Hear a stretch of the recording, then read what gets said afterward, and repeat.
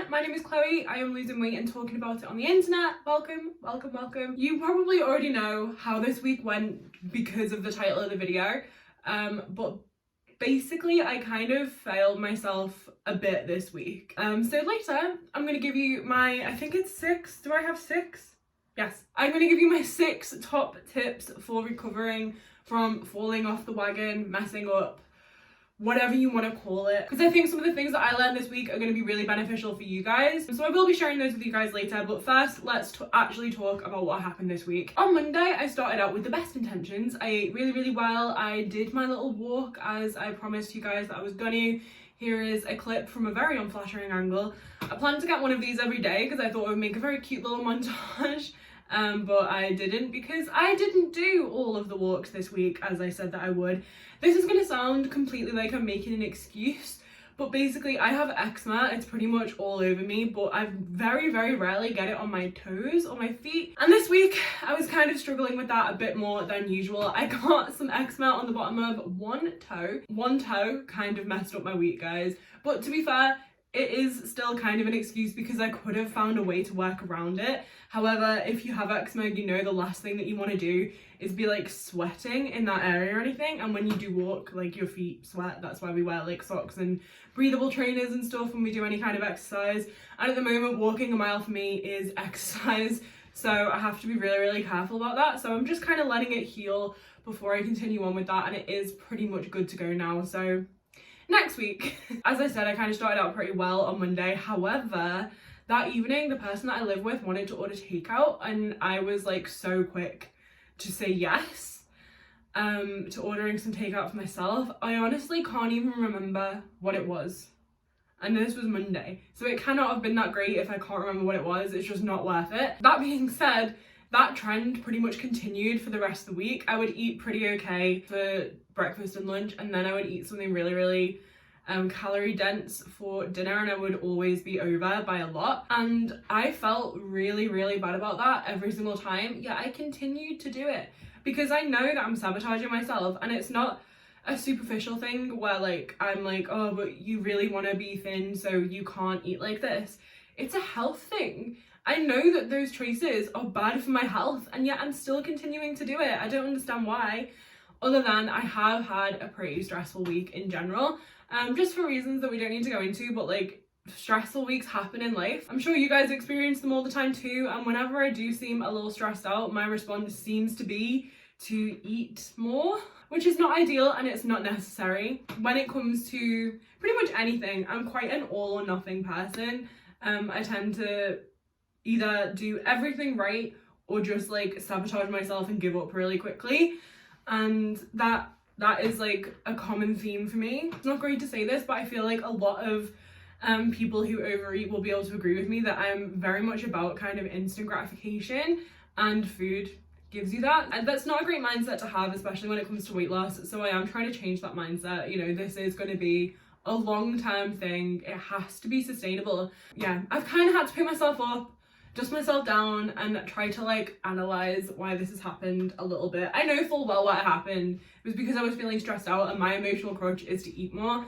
I'm not proud of it, but it's just how things are for me, so I need to work around it. Something I said in my first video was that I was going to try some meditation because apparently it helps with emotional control like massively. So does exercise, funnily enough, but like, I'm looking at my toe. You can't see it, but I'm mad at you. That's something I really need to look into, is different methods for kind of managing that stress level other than eating, because I need something. So I'm going to try meditation and exercise this week and see how that goes for me. I know that so many of you have told me that that is what's helped you.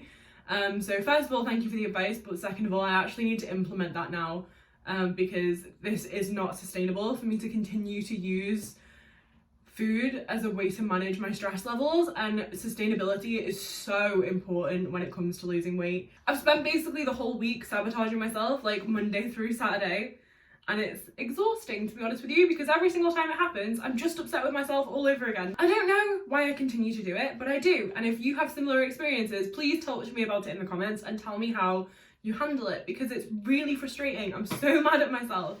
But I do have two options here. I can either continue with the self-sabotage and just be mad at myself and kind of feel sorry for myself, really, because at the end of the day, that's what I'm doing. Or I can pick myself up, dust myself off, and tell myself that that's it now, we're moving on, and we're just gonna get a grip, basically. It might sound like I'm being kind of mean to myself, but it's actually completely out of self-love. We've talked about this before. Every decision you make when it comes to weight loss has to come from a place of self-love, because if it isn't, then it's probably not sustainable. You have to make these choices because you care about yourself, and I'm trying to make these choices because I care about my health.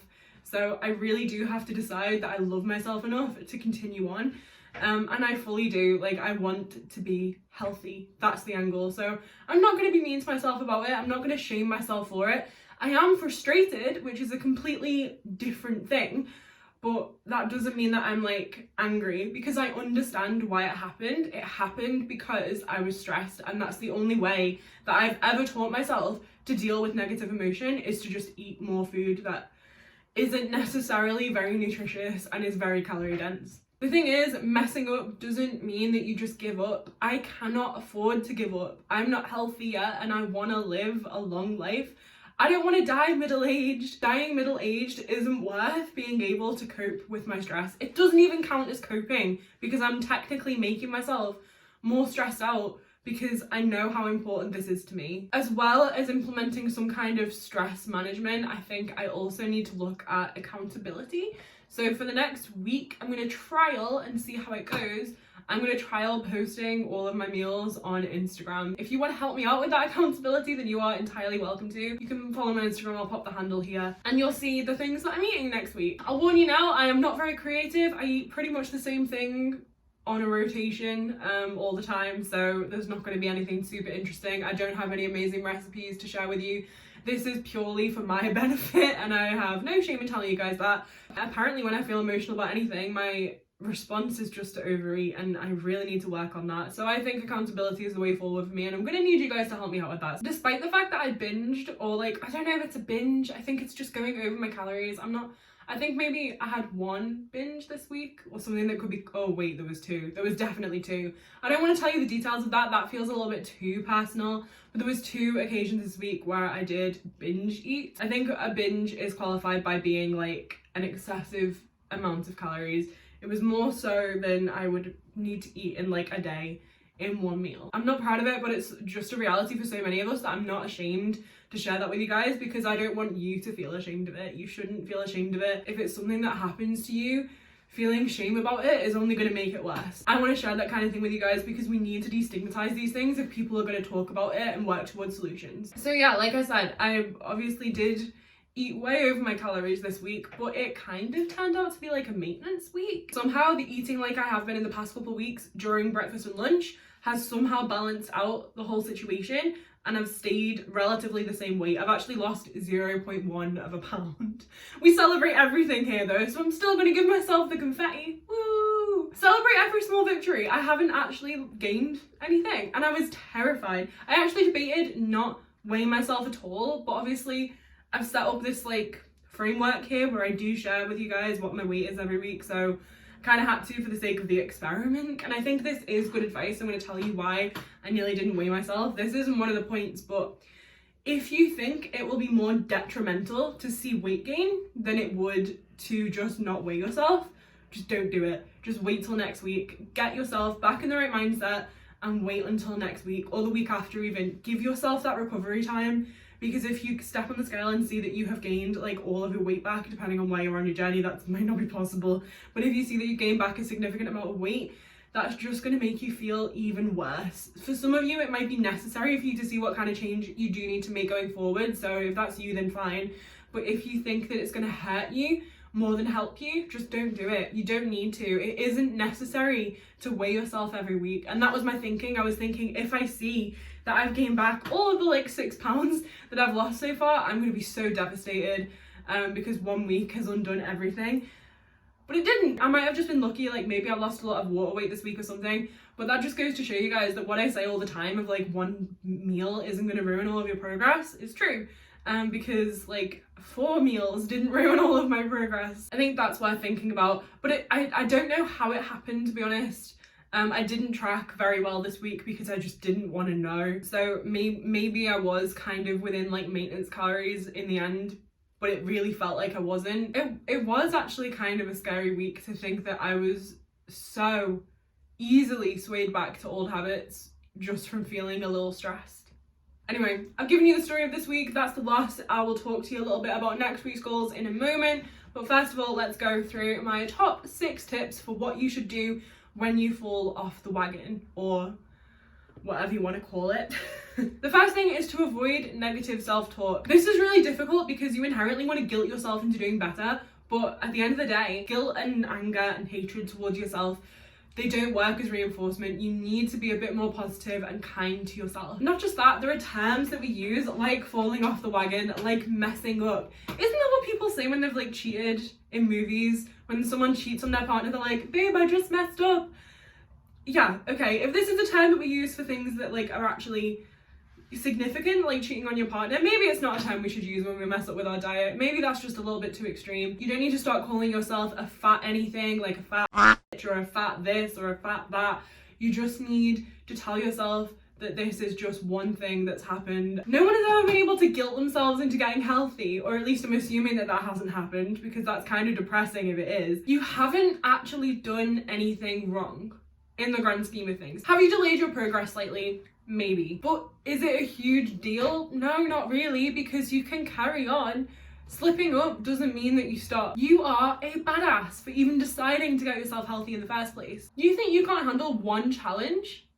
You've probably come up against a lot worse in your lifetime. You're gonna come up against worse in the future, not to terrify anybody, but it's just a fact. There's obstacles in everything. You will get past this. It's gonna be okay. When you're talking to yourself or thinking about yourself, ask if you would use these words when talking to someone that you love. Because if the answer is no, you shouldn't be doing it to yourself. You deserve better than that. Deciding to get healthy is an act of self-love. So in doing that, you've already chosen to love yourself, and you need to carry that on. Make decisions for the good of your health every single day. Step number 2, or tip number 2, I don't really know what we're calling it, whatever this is. Number 2, ask yourself why it happened. There's every chance this will happen again unless you analyze the problem and try to fix the cause of it. I know why it happened to me. I've had a particularly stressful week, and I'm gonna try and manage those pesky stress levels in some other way in the future. If stress or some kind of emotional issue isn't your problem, and you may be keeping some food in your house that you shouldn't, are you craving something because you might be deficient in a certain vitamin or mineral, in which case you should really go and talk to a doctor about that? Or are you upset about something that's just going on in your life? The problem is that a lot of us rely on food for emotional support. If that's the case and something bad happens in your life, you need to have some kind of framework set up so that it doesn't happen again. Or when something unexpected happens that does upset you or stress you out,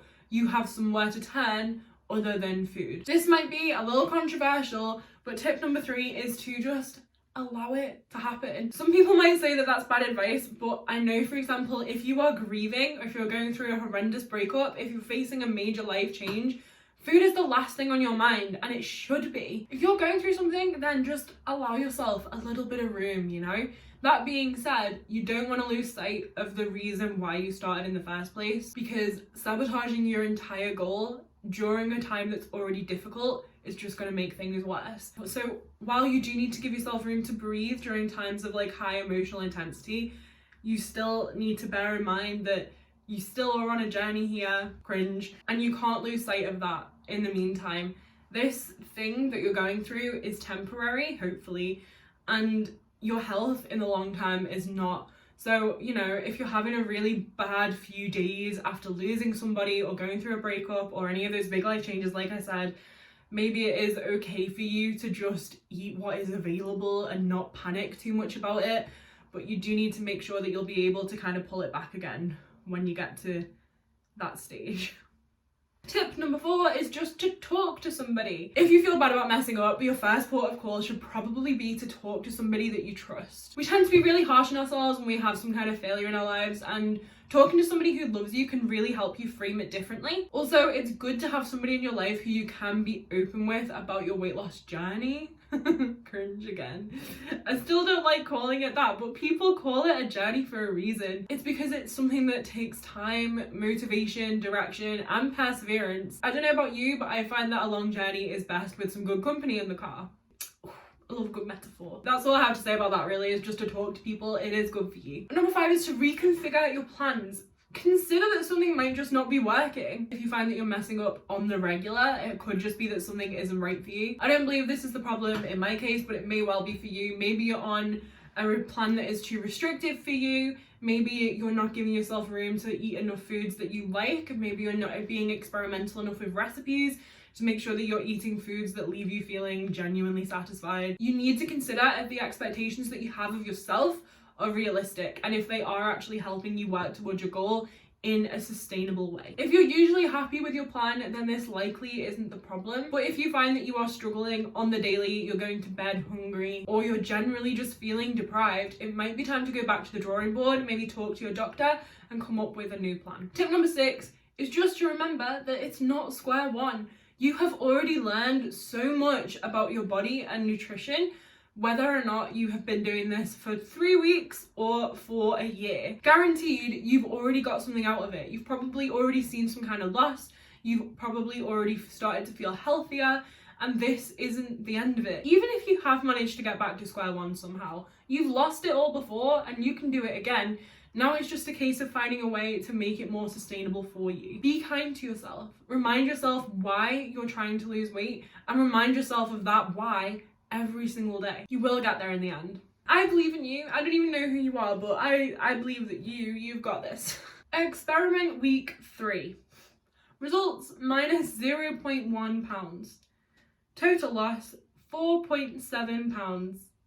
Lesson learned: emotional management is super important for weight loss. Changes implemented: accountability posts, daily meditation, and daily exercise. Okay then everyone, thank you so much for watching this video. If you did find it helpful, informative, entertaining, all of the above, do give it a like, and also don't forget to hit subscribe and the notification bell so that you are notified the next time that I upload a video. Also, don't forget to comment down below. I say this every single video, but reading your comments is still the highlight of posting these so far. I really enjoy getting to know you guys, talking about your progress and the things that you're experiencing. It really makes me feel like I'm not on my own in this.